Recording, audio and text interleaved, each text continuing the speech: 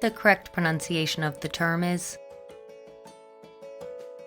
new arrivals. New arrivals. New arrivals. New arrivals.